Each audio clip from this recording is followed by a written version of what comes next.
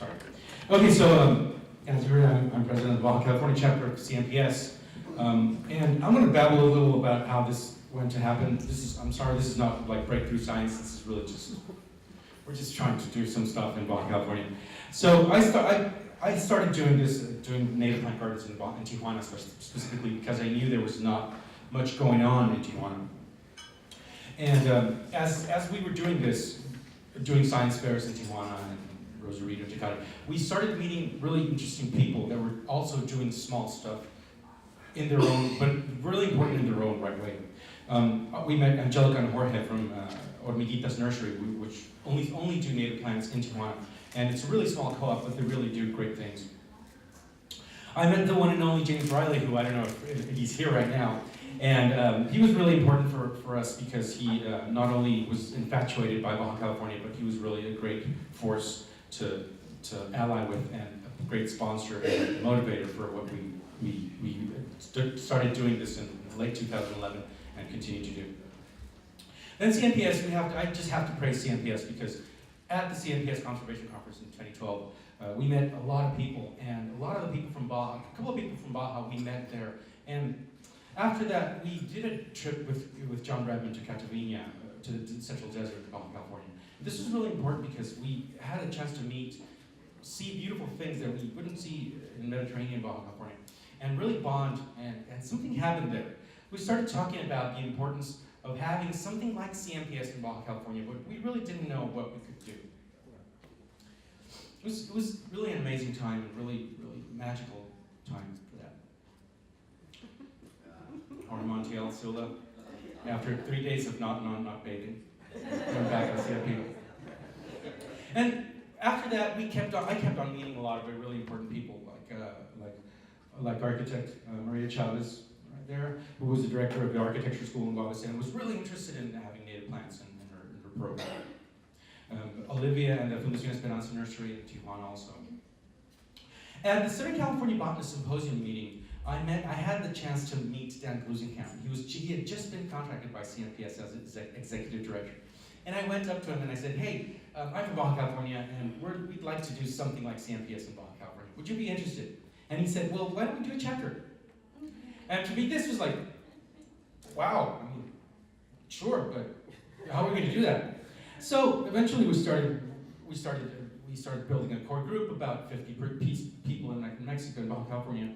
And after we had talked extensively with Dan, we visited the chapter council in Rancho Santa Ana. And a team of Paula Pijuan, Raquel Palacios, and Paula, Raquel and I, we visited Rancho and we submitted a letter of inquiry interested in becoming the 34th chapter of CNPS. It was really interesting because there was a great discussion about if it was a good idea or not. And it was really interesting to see how CNPS worked from the inside because we'd never been to one of these chapter councils.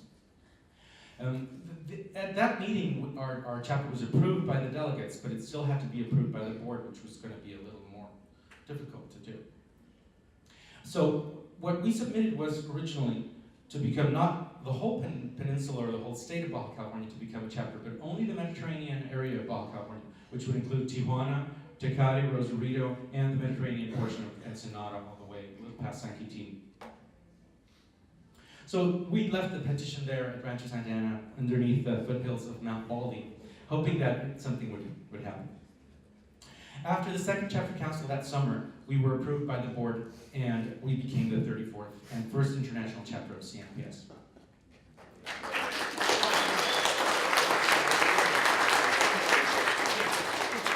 And as Dan Glusenkamp says, no, it never gets old. After that, we had an official recognition ceremony at a small binational native plant garden in Tijuana, which is right on the border fence and has native plants on both sides of the border. And Dan traveled there. Really interesting to see him. Really nice to see him there. And you can't see this on the image, but he actually forgot the recognition certificate, and he told his daughter to write some certificate right there and then. So that was really funny. So Dan, if you're out there, or somebody from CNPS staff, you guys owe us a certificate. So we've been having a lot of inaugural activities, talks, field trips, really interesting stuff to do. We did design the logo. Well, we contracted some graphic designers to design the logo, which we chose Dudley Anthony I, which is an endemic of the San Quintin volcanoes. And because we really didn't know if we were really going to become a CNPS chapter, it was not, it was something that we didn't know if it would come true. So we decided that we would be the Sociedad de Plantas Nativas de Baja California, the Baja California Native Plant Society. And if we were approved, we would also be a chapter of CNPS. So in our logo, we ingrained both of that to be identified as a truly Mexican organization, but also as part of something bigger, something that has 50 years now doing this. This logo was designed by Tijuana artists Boy Jimenez and Charles Glove. It's really nice artists. So we've been doing a lot of advocacy in science fairs, talking to different groups, religious groups. I have to give big ups to Ricardo Campos Palmas, who did the Fremont Mexicanum discovery in Valle de los Palmas in Tijuana. Starting to work with other organizations to make natural preserves in Tijuana and other parts of the state. We've been having public talks. We had the virtue of having Susan Kraswicki down there last spring, was it? And we did talks in Tijuana and Ensenada with packed houses, 70 plus people in the room. So there's a lot of interest in native plants and gardening and native areas in the region. We had a chapter council in San Diego and Tijuana with a field trip to El Salto. And it was really interesting having 50 chapter council members there in Baja California.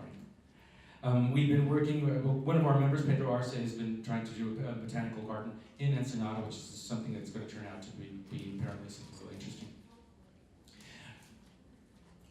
We've had our first native rare plant treasure hunt with Sula and Plant Card Chair. And Ricardo Campos, I don't know if it is, Josue Campos, I think he's not here. And Alejandro Rodriguez, which is a really interesting character. He was one of the original Reed Moran liaisons in Baja California.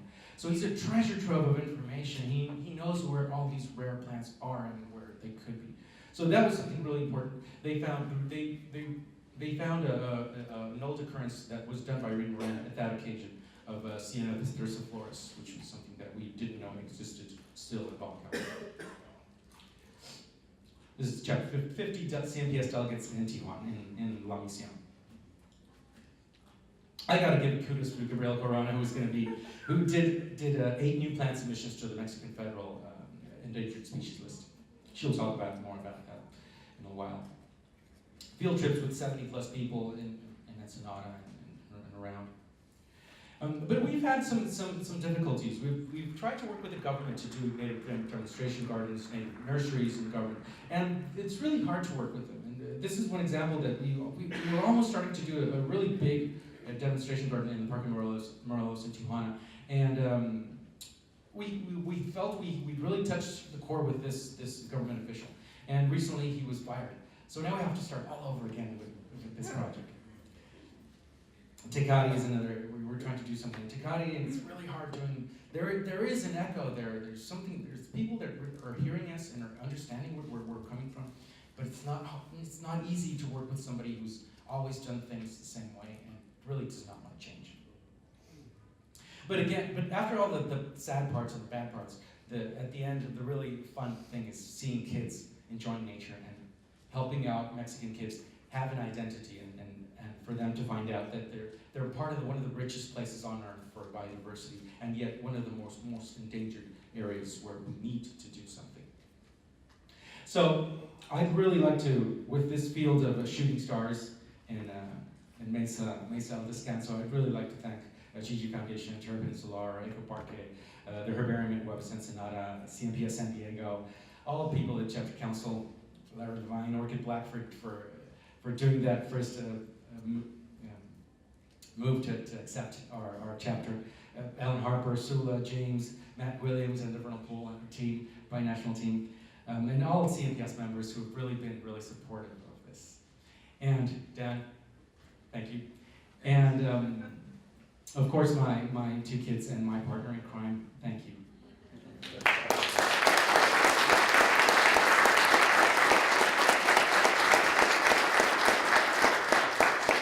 So